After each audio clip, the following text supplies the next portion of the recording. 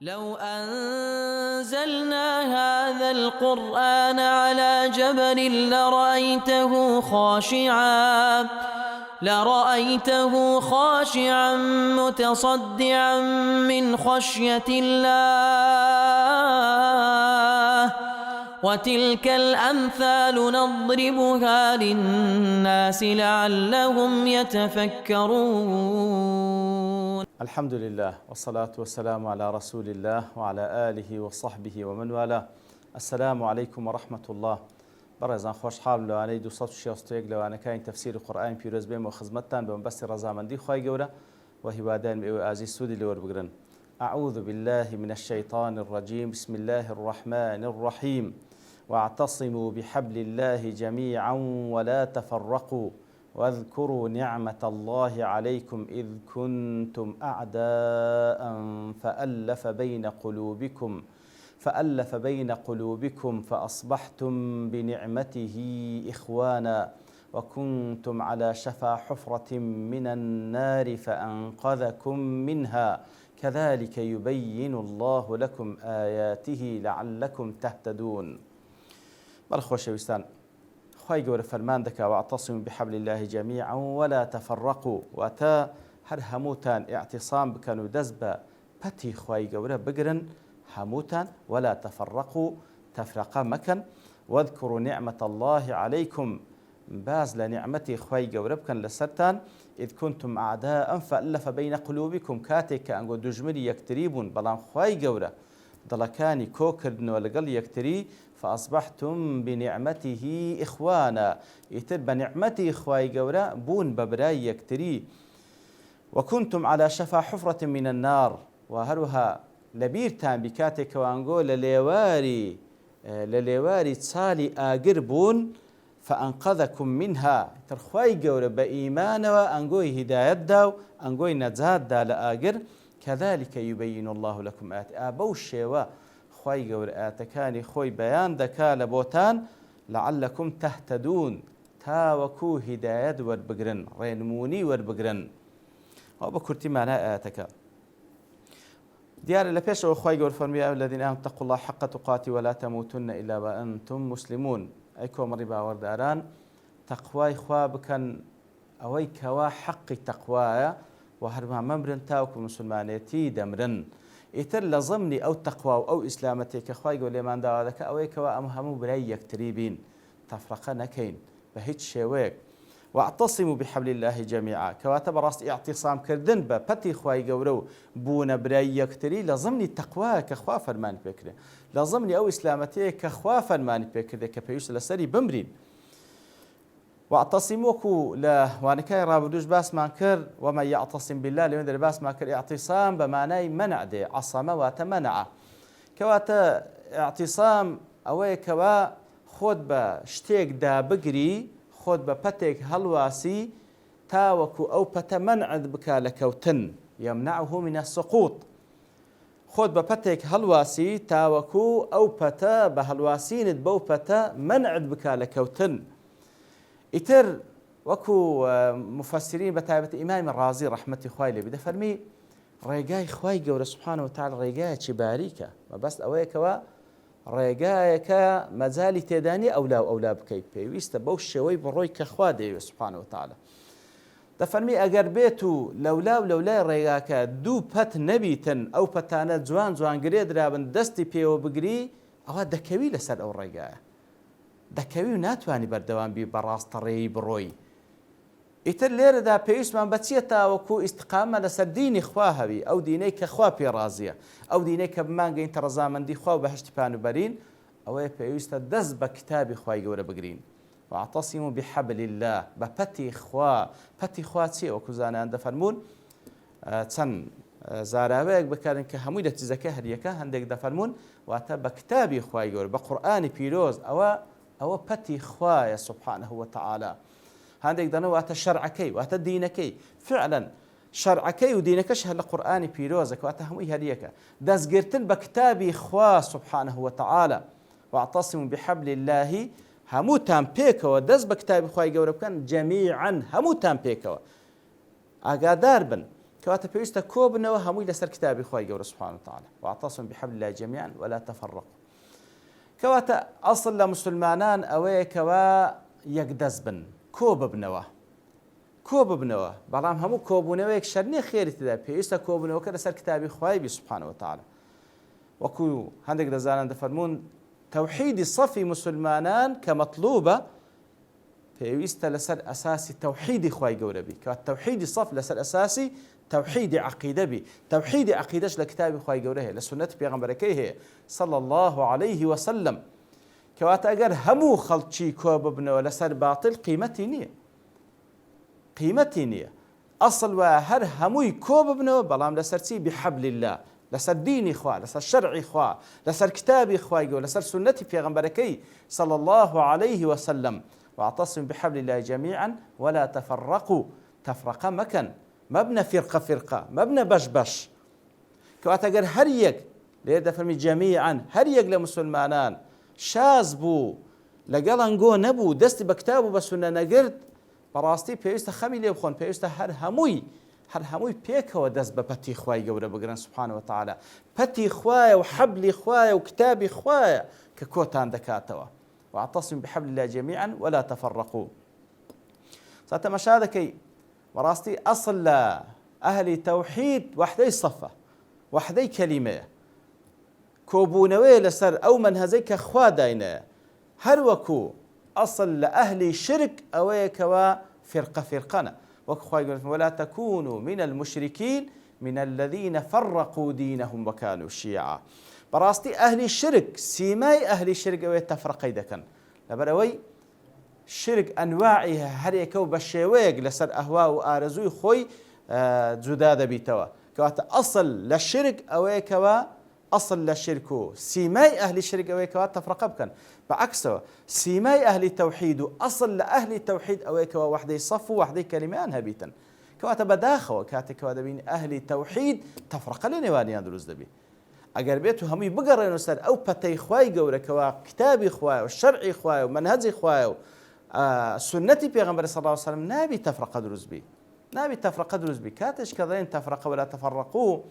ليردا وكزانا دفن تفرق اوي كوا بدل براستي كومل زيابه بنوا اگر ناخو لو مسائلاني كوا اجتهادين لمسائل فروع وكو زانان دفرمون تس مشكلة نية خو الصحابة خوان اللي رازي بلا عندك مسائل فروع اختلاف يعني هبوه اختلاف لمسائل فروع هبوه برام تفرق لنواني أنا هموي هري يقدل بوينا هموي هري يقدس بوينا هموي يكصف يعني هبوه هموي هري يكصف يعني هبوه كواتا اختلاف لفروع اختلاف لشتي جزئي كمحل اجتهاده إشكال يقنية برام بشرت يقدل كان بيكو بيوزبن لو تماشادك الصحابة خوان اللي راضي بي لكاتك داكوا لهندق مسائل اختلاف شان هب بلام وحدي صفيان هبوا إتر واعتصموا بحبل الله جميعا ولا تفرقوا.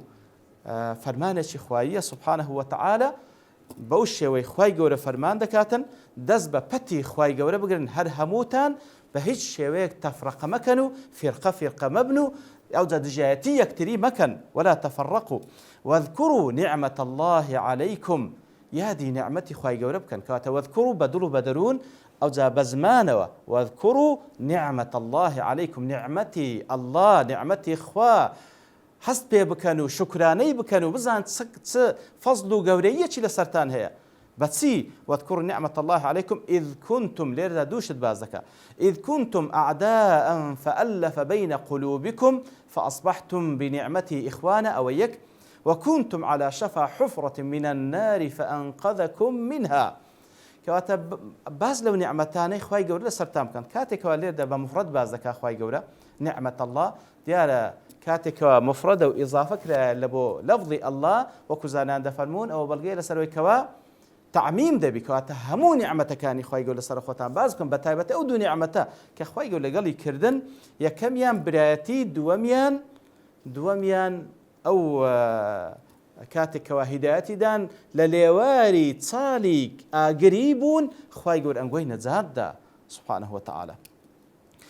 واذكر نعمة الله عليكم إذ كنتم أعداء كاتك وأنقود دجمني يكتريبون إذ كنتم أعداء فألف بين قلوبكم خواي يقول الدلكاني لقال يكتري قريدان ألف لە تەلیف واتە تەلیف بەمعنای گرێدان کاتێک کە فلانە کەس دەیە کتێبێکی تەلیف کرد واتە چەندین کەلیماتی هینا و جەمعی کرد لەگەڵ یەکتری و تاوەکو کتێبێکی لێ تەلیف کرد کەواتە فەئەلەفە بەینە قولوبیکم واتە دڵەکانی لەگەڵ یەکتری گرێدان فألف بين قلوبكم فأصبحتم بنعمته إخوانا إتر بهوي قريداني خواي قول لنوان دلكانتان بتي بنعمتي خوي بإيمان وبو هدايتك ونعمتي لقل كردن بونا براي يكتري كواتب إيمان بونا براي يكتري خواي قول سورة الحجرات دا فرمي إنما المؤمنون إخوة إنما المؤمنون إخوة إنما لبو حصرة كواتا تنها وتنها إيمان داري راستقينا أوان براي حقيقينا أوان براي يكترينا إنما المؤمنون إخوة لبروي جاري وهي براي نسبيش كوالا يكداكو باش كوتيني دبنا دجمني يكتري بلام أواني كوا إيمان كويان دكاتو بفعلي أوان براي يكترين بشاهد إخوة سبحانه وتعالى إنما المؤمنون إخوة كواتا فأصبحتم بنعمتي إخوانا أخواي قورة لە پاشەوەی وەکو زانان دەفن بە تایبەتی لەسەر ئەوس و خەزرەت کەوا دوژمنی یەکتری بوون وەکو لە سەبەب نزولەکەی باسمان کرد لەوانەی ڕابردوو کەوا چەندین شەڕ لە نێوانیان چەندین کەسیان لە یەکتری کوشت بوو ئیتر بە نیعمەتی خوای گەورە بەو ئیمان و هیدایەتەی کەوا لەسەر دەستی پێغەمبەر صلی الله علیه وسلم خوای گەورە هیدایەتی دان فأصبحتم بنعمتي إخوانا بوونە برای یەکتری خوای گەورە تەلیفی دڵەکانی کردن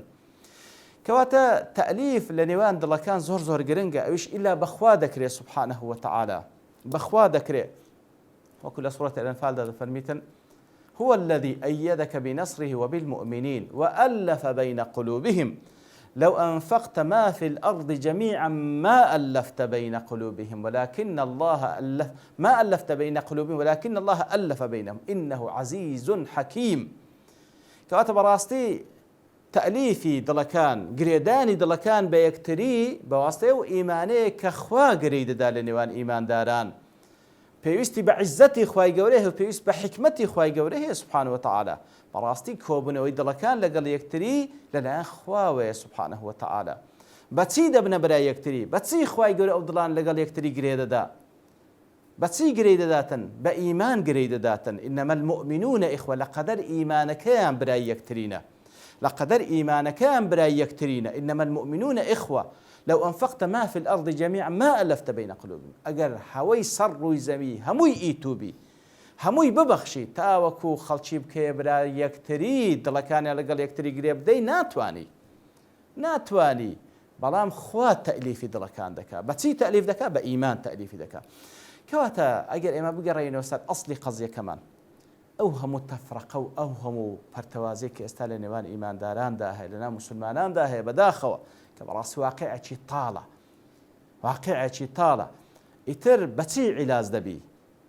بۆی عیلاج دەبی هەممان بگەڕێین سەر پەتی خوای گەورە کە قورئانی پیرۆزە بە فەهمی سەلەفی ئەو ئوممەتەی نەوەک بە ئەهوا نەوەک بە ڕای و بە عەقلی من و ئەوی دیکە و نا بە فەهمی سەلەفی صالح بگەڕێین سەر کتابی خوای گەورە وهروها بقرا يسال او اتي بيشترك اتقوا الله حق تقاته ولا تموتن الا وانتم مسلمون هم حريص من سرويكوا حق تقوى انزام بدين حريص من سروي مسلمانتي بجين تاكو مسلمانتي بمرين يتر بهوي او ايمانه ويا اخواي قد الله كان ما لقال يكتري قريده كواتا اجا راس قوبين لقال اخوا سبحانه وتعالى هم ما بس ما رزامندي اخواي قوربي هم بس ما تقوى بي بوي كخوا دي هم بس ما نو بمسلمانتي بجين بمسلمانتي من ده والله اخواي قورش الله كان ما لقال يكتري قريده لقال يكتري قريده هم ما استعداد من الكذب لبو حكم اخواي قوره لبو شرعي اخواي قوره لبو كتابي اخواي قوره استعداد من هبي كلاشتك بهلدا تشوبوي براكر لبو دروني كرده بلي بهلدا تسوي ما اجرنا والعياذ بالله او حديثي پیغمبر لسر زي بيتن كوا هر کەسێک یەک مسقال ذرة تكبري هەبی ناس تبهش يعني تكبر يا رسول الله فرموي بطر الحق وغمط الناس واتە پاشەوەی حەق لۆ بەدیار دەکەی خۆت پێگەورەتر بی تەنازل بە حەقەکە نەکەی هۆ بەچاوی کەم تەمەشای برایەکەت بکەی ئەوە تەکەبورەکەوە خاوەنەکەی ناستە بەهەشت کەواتە پێویستە تەواضوعمان هەبی تەقوامان هەبی لەخوا بترسین بە مسلمانەتی بژین تاوکە ئەو ئیمان ببتە سەبەبی کە خوا دڵەکانمان لەگەڵ یەکتری گرێ بداتن و ببینەوە یەک سەف ئەو سەفەی کەوا بەهۆی ئەوەیەوەیە خوای گەورە وەکو لە سوورەتی ئەنفال دەفەرمی تەئیدمان دەکە بە نەسرەتی خۆشی سبحانه وتعالى ئەوجا دەفەرمی وكنتم على شفا حفرة من النار فأنقذكم منها وبزان كأنقول لسر ليواري صالق بون كوا هموي آقربو وكنتم على شفا حفرة شفاوة ليوار لليواري أو صالق وربون كوا آقري تيدابو خريق بو بكون فأنقذكم منها خوا أنقوي نزاد دا خوا أنقوي نزاد دا بچی لەسەر لێواری ئەو چاڵە بوون بە کوفر لەسەر لێواری ئەو چاڵم خەریک و بکەونە ناوی لێوارە چاڵەکە جەهەنەمە کەواتە وەکو زانایان دەفەرمون کەواتە ژیانی دنیا خوای گەورە هەمووی بە ئەوها تەسویر کرد لەو ئاەتەیدا هەمووی وەکو ئەوەیە کەوا کەسێک لە لێواری چاڵێک بێ خەریک بی بکەوتە ناوی کەواتە لە بینی لێوار و لە بینی چاڵەکە چەند مەسافە هەیە ژیانی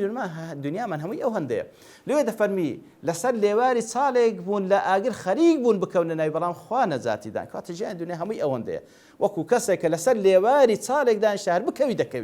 هەر بکەوی دەکەوی خوا پەنامەندە ئیتر خوای گەورە بە ئیمان نەجاتیدان فأنقذكم منها ئەو نیعمەتی خوایە لێ ئەنگۆش مقابل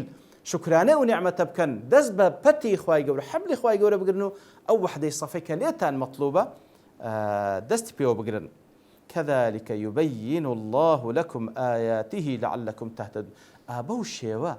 خوای گەورە باقی ئاەتەکانی خۆشی لۆتان ڕوون دەکاتەوە لۆتان بەیان دەکا و باسی دەکا تاوەکو لعلكم تهتدون لە بۆ تعلیلە لەعەلە لێرە کەواتە تاوەکو هیدایەت وەربگرن تاوەکو ڕێنمونی بکرێن هیدایەتی ئیرشاد وەربگرن و ئەنجا خوای گەورە هیدایەت تەوفیقتان بداتن بەو شێوەیە خوای گەورە ئاەتەکان ڕوون دەکات لە خوای گەورە دەپاڕینەوە بەو شێوە لە ئاەتەکانی خوای گەورە حاڵی بین کە خوا لە بۆمان بەیان دەکات تاوەکو بتەمایەی هیدایەتی ئیرشاد و هیدایەتی تەوفیق و هەروە لە خوای گەورە دەپاڕینەوە خوای گەورە بەو شێوە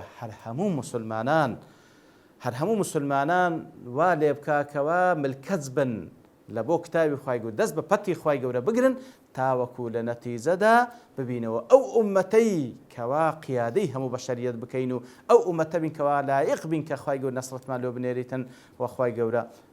دژمنانی ئەو دینە و دژمنانی مسلمانان سەرشۆڕ و ڕیسوا بکە وصلى الله وسلم على نبينا محمد وعلى آله وصحبه أجمعين وآخر دعوانا الحمد لله رب العالمين لو أنزلنا هذا القرآن على جبل لرأيته خاشعا متصدعا من خشية الله وتلك الأمثال نضربها للناس لعلهم يتفكرون